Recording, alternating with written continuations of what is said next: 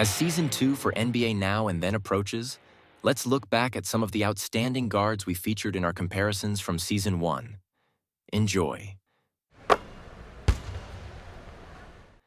So back to Isiah. Clearly, rough start, grew up in a rough situation. Let's get to his basketball career. For his high school career, Isiah Thomas played at St. Joseph's in Westchester. He led his team to the state title game as a junior in 1978. In 1979, he won a gold medal with the U.S. team in the Pan American Games, and he was a McDonald's All-American as a senior. After high school, Isiah Thomas attended Indiana University and played under hard-nosed coach Bobby Knight. His freshman year, he averaged 14.6 points, 5.5 assists. As a 19-year-old sophomore, Isiah put up 16 points, almost 6 assists a game, and he led the Hoosiers to the 1981 NCAA championship. That's very kind of what you were saying, like to go after your sophomore year at 19 in that era, 81, that's really rare, but he had to. So I think there's definitely a little bit of a difference in like socioeconomic. Isiah Thomas' dad didn't play professional basketball or have those kind of resources. So yeah, I would say that's the biggest difference. I did research that he ended up getting his degree. His best season, I'm going to say, was his fourth season when he led the league in assists at essentially 14 assists a game. He averaged 21 points, 14 assists, 4.5 rebounds, 2 steals, 4 turnovers. He shot 46% from the field and 26% from the three-point line. Throughout that time, they bring in guys like they drafted Joe Dumars, who's I think he's one of the best defensive guards ever. A little later on, Dennis Rodman, Bill Laimbeer, Rick Mahorn, and then they bring in guys like Mark McGuire, who was via trade. He was drafted actually before Isiah Thomas. Vinnie Microwave Johnson, another scoring guard off the bench that gave him a scoring punch. But while in 8th grade, Steph Curry was already becoming a sniper. Over under the amount of points that Steph Curry averaged in 8th grade, over under 40 points. Wow. I feel like you're trying to trick us. I'm just going to say under. Okay, Ben. Under. Maurice? I want to say under. If it was more than 40, I think we would have known about it. Okay. All right. Well, you guys are. Oh, what? Steph Curry averaged 50 points. Oh, come on. And I got it from this book right here. Wow. NBA 75 by Dave Zarum. I was reading that. I was like, what? Who averages 50 when they're in middle school? He was always overlooked. Yeah. Wow. How many seasons did Steph Curry not shoot over at least 40% from the three-point line? How many seasons did he not shoot over 40%? From the three-point line, yes. Oh, that's hard. Out of all the years he's played, I'm going to say just twice. Maurice? 4. Ben? I'm going to say just 1. Ben, you are correct. It was just once, and it was during that rebuilding year in the 2021-22 season when he averaged 25 points. He shot 38%. Outside of that, he never shot below 41% from the three-point line. Crazy. That's and he wild. has a He was hurt that year, too. three-point percentage of 42.7. Wow. That's amazing. How many all-NBA teams in total has Steph Curry been a part of? Let's start off with Maurice. So I want to say his first All-Star year was 2014, I want to say. Maybe a year off, but I want to say 8. Okay. Uriah? I'm going to say 9. All right, and Lucas. All-NBA. All-NBA? All right, let's see. He started dominating in 2014-15. You got to take out 1 year for the injury, 1 year for the bad team. So I'm going to say 8. It is 9. You were right. There was 1 year when he was hurt. He got in despite having that terrible team? Okay. He did get in with a terrible team, yeah. Because I think that's the year he still led the league in scoring. So he kind of was like a one-man show. Who was the most influential player besides Steph Curry on that dynasty team? You're right. What do you mean by influential? Most impactful? Is that what you mean? Yeah, you could say impactful. Well, can I say Kevin Durant? Yeah, anybody you want. Yeah.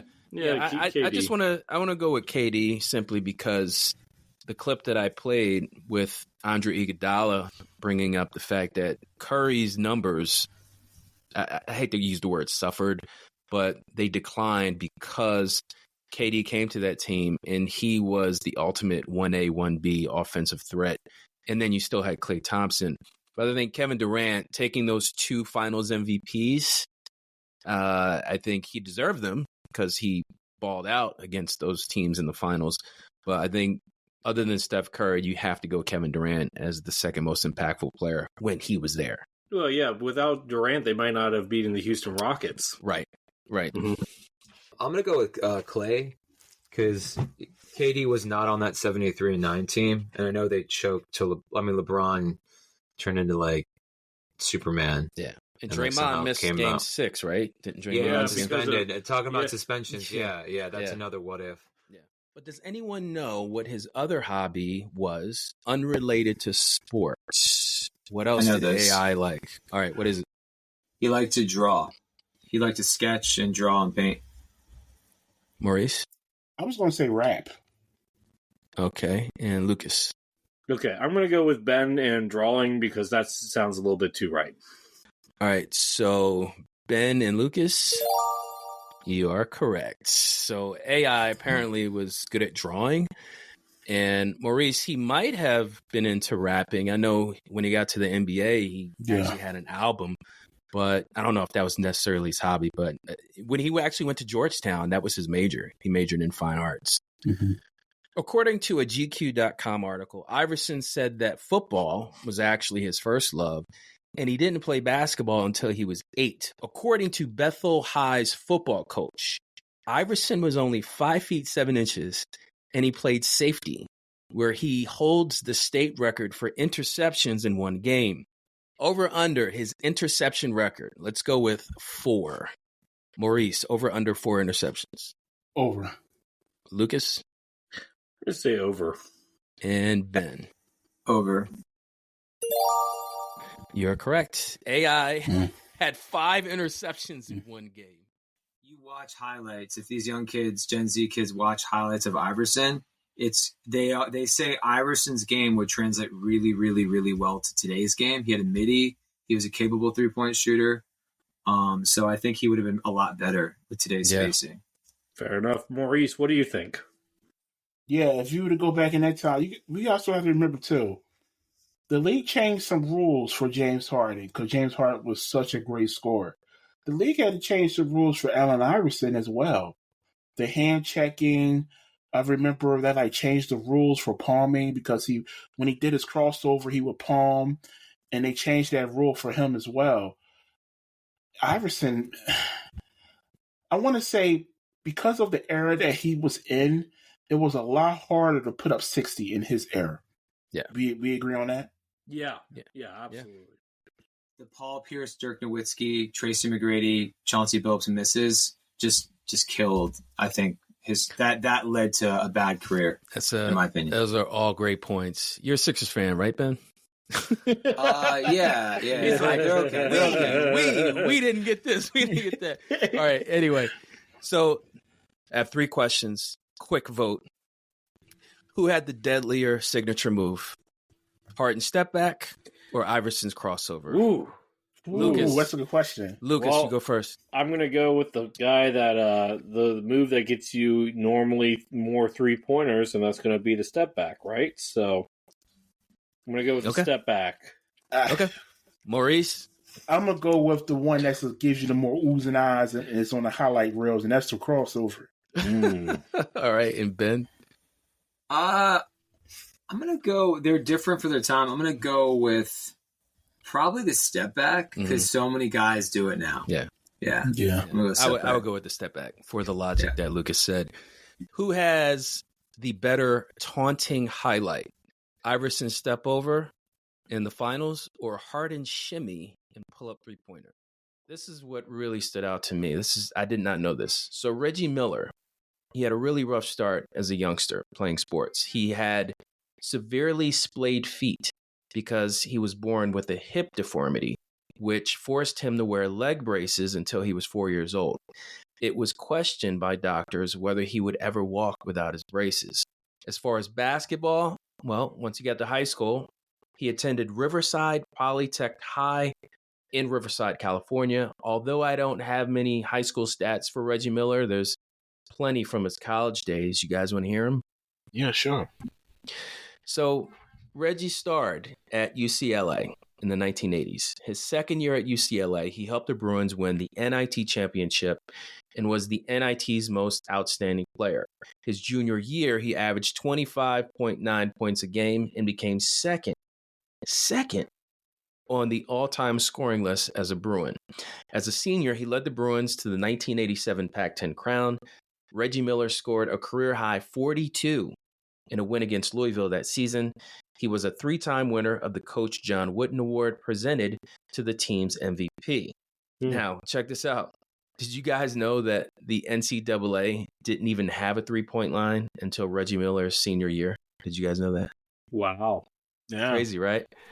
When the NCAA did introduce the three-point line, he shot pretty good from beyond the arc. Let's go over under Reggie Miller, the year that he had a three-point line, over under 43%. Over. Under. Maurice again. 40. What? Yeah, Reggie was like that. 43.9% from three in college. That's how Wow. bad Reggie was. So it just continued into the NBA. It is interesting, though. I would say of the NBA 75th anniversary team, he probably has the least amount of accolades.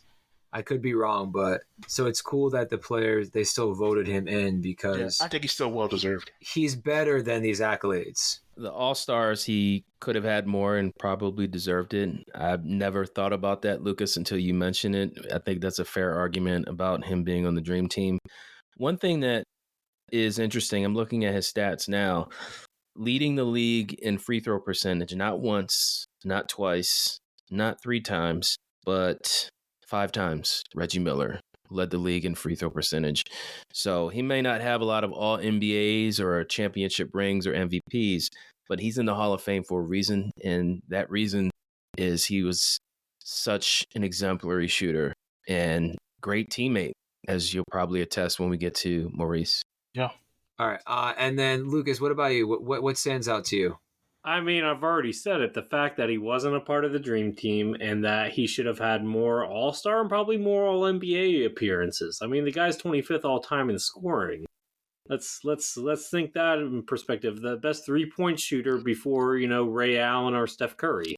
That's a good point. I don't see why. Like, I get that. Like, he was on some bad Pacer teams, but like, the guy put up numbers, and I guess that's another way that him and Dame are kind of similar is that, they weren't on these flashy teams. They were in these medium to small markets, and they didn't get quite enough recognition for it. I mean, Dame has a little, social media has helped Dame today, but like Reggie didn't have that back then.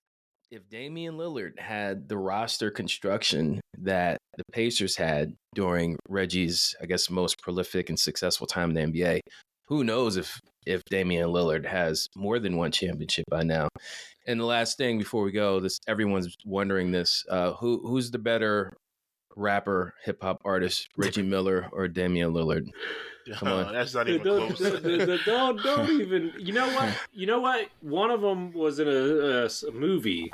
Started in movies. Uncle Drew. So give Reggie his props there. Reggie was good in that. He was hilarious. And you know what's funny? We keep hearing Reggie in some of these clips announcing. He's good. Yeah. at Reggie's a good broadcasting. announcer, man. Yeah. He's really good.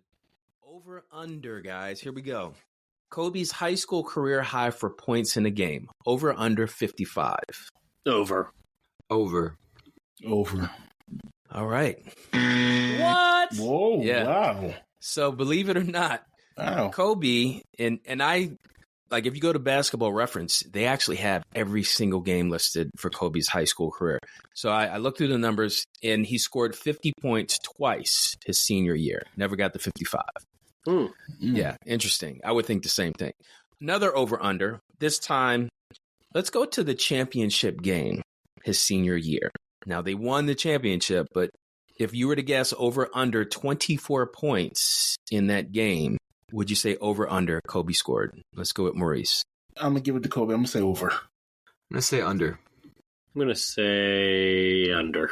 Kobe scored 17 points in the championship game. Yeah, I think that he's probably been triple team, so yeah. And on top of that, Ben, it was a low-scoring game. If you look at all the scores from Lower Merion that year, it was like in the 70s and 80s. The championship game was 48-43. Really low-scoring game. Wow. Yeah. Who'd they play? Who was it against? Good question. It was some team with Erie, Pennsylvania. Okay, that makes sense. Yeah. How many times has Kobe Bryant been the NBA's Finals MVP? Maurice. 5. No, 4. Finals MVP? Finals MVP. Well, I think Shaq won 3 of them, so I'm going to go with 2. Lucas. Also 2. Dose.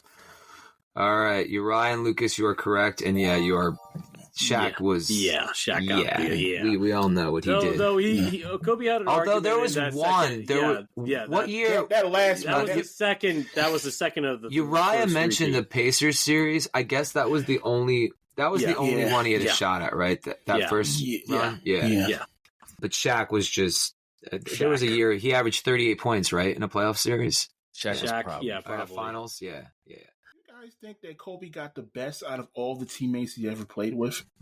No, I don't think so. And the same problem that he had with Jordan, because sometimes Kobe was too mean. And for some guys, I mean, that's a good way to put it. That doesn't work. Some guys that doesn't work. It didn't work for Dwight. It didn't work for what's his name? What was the Kwame Brown? You know, it didn't work for some guys. Like Kobe rubbed some guys the wrong way, and that's just part of the game. And it's the same thing with Jimmy, because we mentioned Jimmy had problems with Minnesota. When you're that competitive, when you're that high of a competitive person, you're going to piss off some players. I mean, we hear the stories about Michael. He punched Steve Kerr in practice. You know what I mean? Yeah. When you're that competitive and you just want the best, you just want to be the best you could possibly be, that rubs off on your teammates. Yeah. Either that can rub them off in a good way or rub them off in a bad way, and you have problems there. But we see it from the greats as well. So I get what you're saying, Lucas. You right? Yeah. I'm glad you interrupted me, because that is a phenomenal point. You're talking about the practices and the expectations of people around you. Not everybody responds to that tough love, to that overly competitive, overzealous spirit of wanting to be on top. Kobe had that, and that's what he was known for. And players, just like with the Chicago Bulls, players admitted Jordan was a jerk sometimes, but they knew that was necessary for them to achieve their goal. And I think the same thing is for the Lakers. As far as getting the best out of players, I think it worked for some, didn't work for others. I think it worked for Bynum, because as you saw, when Bynum was not with Kobe and he went to the Sixers, that didn't work out well. There was no one to hold him accountable. You know, the guy's bowling and he hurts his knee bowling and didn't even suit up for the Sixers. He got paid, though. But the point is I just look back at that time. Kobe, let's just be real, he was languishing as a Laker because Shaq left.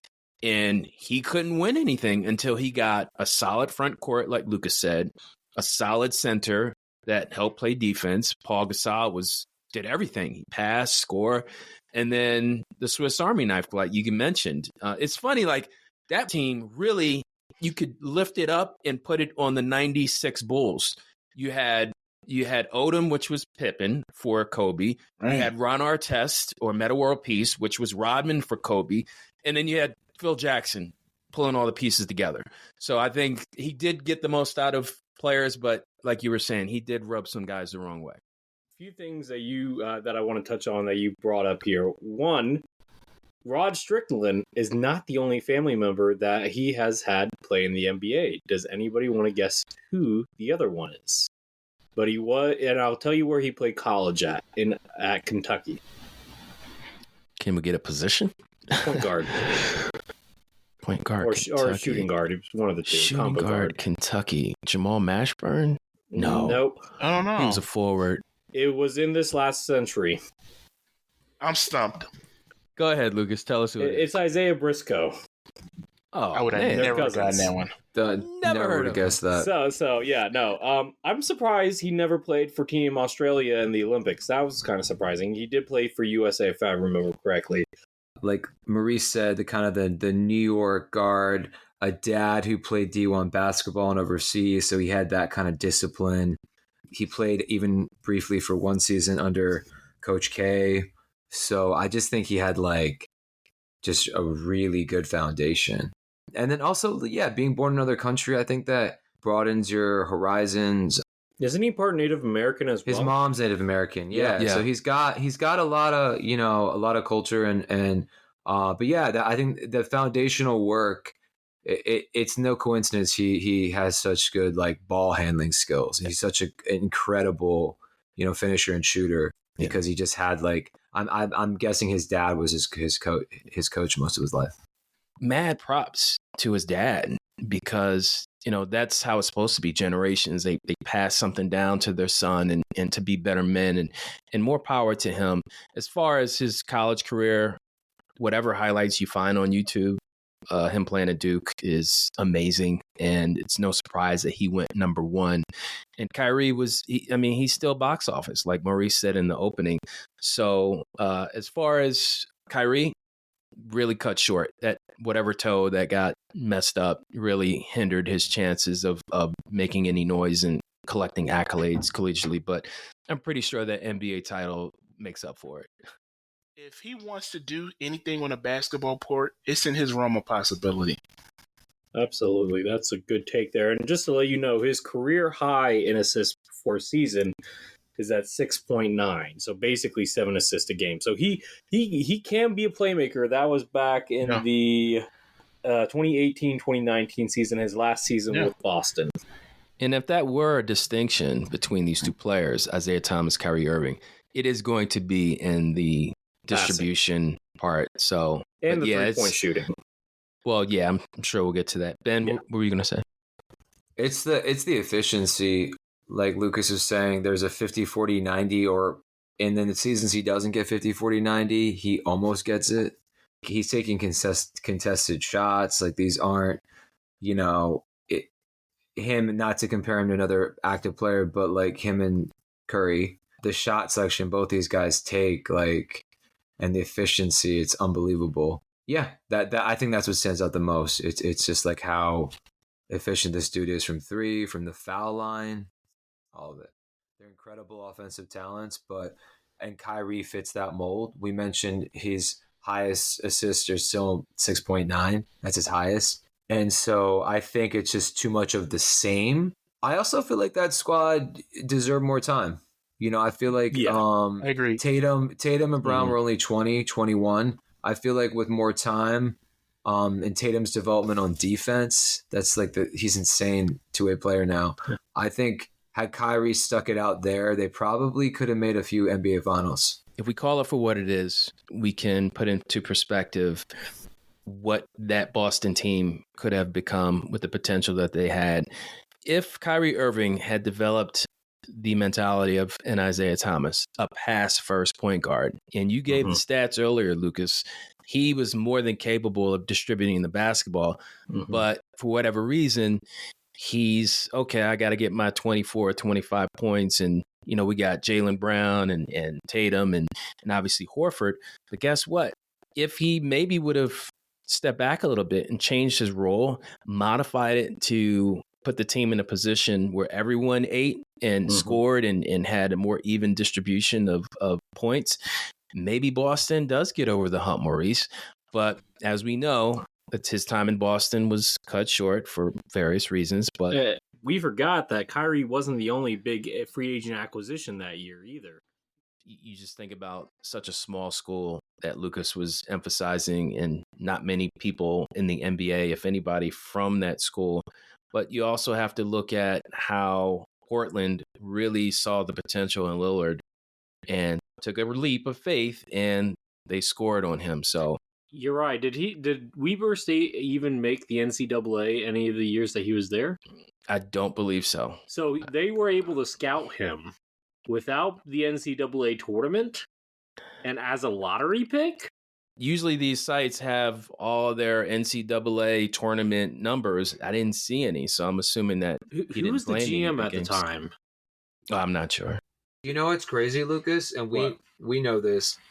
They did the same thing the next year. Yeah, with CJ McCollum. With CJ McCollum. Right. With Lehigh. So it's interesting. Well, Lehigh's and a more common school. You've heard of Lehigh before. They're in the Patriot League, though. That's like the Eastern. But you've seen them in the NCAA before. Yeah. Yeah, it's similar. But do you think Steph Curry probably helped elevate people taking risks on some of these guards? Maybe. Yeah. So, guys, I remember seeing a highlight reel on YouTube or something where he has a clutch shot against every team in the NBA. Wow. And they showed him like, this is insane. Not Reggie Miller, but Damian Lillard. Now, I'm sure Miller has his own highlight reel of clutch shots and actually have some footage that I'll get to in a minute, but I want to let you guys chime in about what you guys heard. Let me go to Maurice next. Boy, well, the clutch shooting of both of them, and for Dame, we all remember the clutch shot he had against Oklahoma City Thunder. We remember when Paul George guarded him, and many interviews and podcasts after that, he said it's still a bad shot. You guys remember that? Yeah. Yes. Yeah, he's on record saying that, yeah. When you can take a 40-foot jump shot and it goes splash and it ends a team's playoff season, man, you can't get no more clutch than that. I think they're both better off for it. Well, to be fair, they were the second best backcourt duo behind Steph and Clay. Yeah, but the offense was never the issue. It's the defense, and that's why they couldn't get that far. Their best team with those two as a backcourt was when they had Al-Farouq Aminu and Mo Harkless as their forwards, who were like defense only guys to make up for the lack of defense that those two played. I think the only iteration that made it to the conference finals, they got swept though, was when Nurkic, everyone was kind of like clicking, but their defense still lacked. They had no defenders. They had no Draymond Green. That's the squad I told you that had Mo Harkless and Al-Farouq Aminu. Yeah. And they didn't have a lot of size either. Right. Yeah. That was the Terry Stotts, right? Yes. The coach? Yeah, that he was a good coach, but yeah. All right. Based on what we just learned about Harden growing up in California, let's go to Maurice first. Anything stand out to you? Well, we've talked about this many times. You know, the life that you live in, especially in more dangerous areas, can really push you and motivate you to be something even greater than what you expect yourself to be. And for James Harden, for him to be in that position where his father is not around and incarcerated, to become, motivate himself to become a great basketball player and then go to college and go to the NBA and be who he is. It all starts with that motivation from childhood. Yeah. Lucas, what about you? It's interesting to see yet again another player start in one sport and then go to another sport. So that's that. I mean, it's just the baseball. You don't think of baseball players converting to basketball players. That doesn't normally happen. Yeah. Good point. Ben, what about you? It's always interesting when people kind of like their parents are like, hey, let's get him into sports, get him off the streets, or just like keep him out of trouble. And that ends up being just their main focus. And so, yeah, it's a common thing, but it's like cool to see, I would say. And both these players have that, like, obviously, when we get into the next player. Yeah, nothing really stands out. I mean, the baseball thing is interesting. I'm with Lucas. It is interesting that you do rarely see that transition. For some reason, that sport, maybe it's because they have to train year round for baseball. Pretty impressive. But if you go to the career highs, now I think some of you guys will be able to get some of these, but let's see if I can stump you on one or two of these. Okay. So career high points. 61 points as a career high. I honestly thought he was a 70-point guy at some point, but I guess he never got there. Yeah. No. Not many have. That's a small list. Yeah. Yeah. Over under 15 rebounds as a career high. Maurice. Well, I did mention earlier he had a 50-15-15 triple-double, so I'm going to say over. Ben? Over. Uriah. I'll say over. Yeah, it's 17. Thanks for giving them the biggest hint ever. Okay. Okay, over under 20 assists as a career high. Ooh. I'll Over go with again? Uriah this time. I go first? All right. Yeah. 20 assists. He is such a good passer. I'm going to say over. Ben? Over. I'm going to go over as well. More people need to acknowledge James Harden as a passer. He's a great passer. That last season in Philly, he had 21. That's the only time he's eclipsed 20. Otherwise, it's usually around 17 as a season high. All right, Maurice, what stands out? What stands out to me is James Harden should have had more than one MVP. I know you stole mine, but yeah, I agree. I agree. No, you stole mine, but we're on the same page. Yeah. Yeah, he should have had more than one MVP. I know it was the era of Curry and Westbrook. That Westbrook triple-double year is pretty contentious, depending on how you view how he got it. It is. You still had LeBron around at that point. But Harden was doing scoring-wise, and he was really carrying that Rockets team. They had some players on that team that, didn't show up pretty much all season.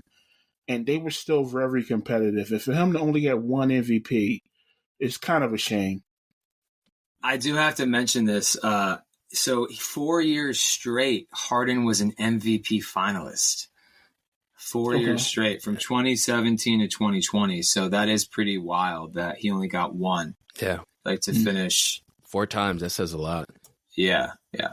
Lucas, I know Maurice stole your thunder, but what else you got? I mean, outside of that, if this award was there, he probably would have gotten it at some point. But during the regular season, he probably would have gotten the clutch award. Yeah, I think if that was there, he probably would have gotten it during his prime. I can definitely say the same thing about Allen Iverson, too. But yeah. Well, Allen Iverson, he doesn't have as many, I say, game winners as Harden and some of his other contemporaries. So, fair. But I agree, Lucas. I think Harden was clutch, especially when he was in Houston. Yeah, at least during the regular season.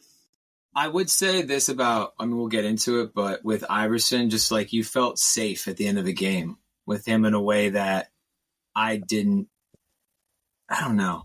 Both guys, Harden really showed me something in that Boston series. So, yeah, both guys were clutch and then also inconsistent. When he was 5 years old, Steve Nash started playing soccer himself, along with hockey, lacrosse, and chess. True or false? Steve Nash, as a kid, made an opponent cry after beating him in chess. That sounds true. It's so out of nowhere. I'm just gonna say true. Okay. Well, it is actually true. So, in his own way, though, he began playing chess again, but on the basketball court. In 6th grade, Steve Nash wrote a report entitled Me, where he explained that he wanted to become a pro athlete. Steve Nash would shoot hundreds of free throws on the junior high school basketball court behind his house. Growing up, guys, another trivia, which 2 NBA stars did Steve Nash have posters hanging on his wall? Here's your hint. They're both 90s players. Lucas. Well, one of them has to be MJ. That's one. The other one, this is going to be tricky. Who's a playmaker in the 90s? Well, let's see.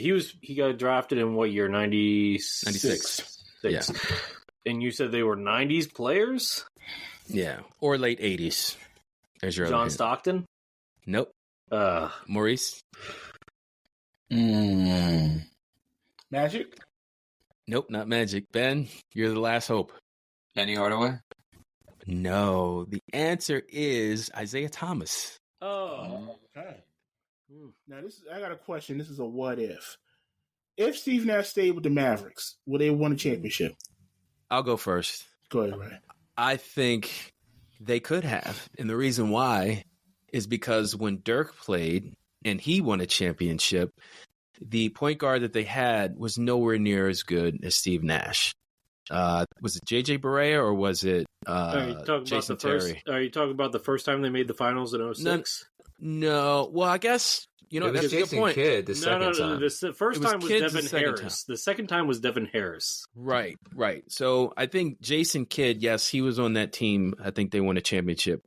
But I think had Steve Nash stayed, I think they would have won a championship. I think they would have had a better chance against the Miami in 06 if they had Steve Nash. Yeah, I was just going to say that. Yeah, I think that would have been. They could have beaten that team. Jason Kidd was a point guard on that championship Mavericks team. Jason Kidd, Jason Terry, and JJ Barea. So yeah, they did okay.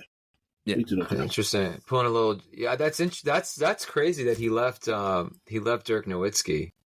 Wow, that is nuts. Well, because the Mavs didn't want to pay him, and Mark Cuban says up to this date that was the biggest mistake of his career as an owner. Huge mistake. I didn't realize there was a Jimmy Butler scandal before the Jimmy Butler scandal, so it's good to know. Yeah, when Steve Nash was a free agent, remember he was 30 at that time. He was a little older. He was 30. They didn't want to pay him the big money. Yeah, they didn't want to pay him the big money. Those were some cool moments from our Season 1 episodes, which featured several Hall of Fame guards. Next week, we will look back at highlights from some amazing front court players in Season 1. Don't forget to follow us on Apple Podcasts and Spotify. Please leave a review and let us know about our NBA star comparisons. And lastly, mark your calendars. Season 2 of NBA Now and Then starts on October 27th, the same week that the NBA season begins. We have comparisons that include Anthony Edwards to Dwayne Wade, Nikola Jokic to Tim Duncan, Zion Williamson to Charles Barkley, and Paul George to Tracy McGrady. This has been NBA Now and Then, the greatest comparisons. Thanks for listening.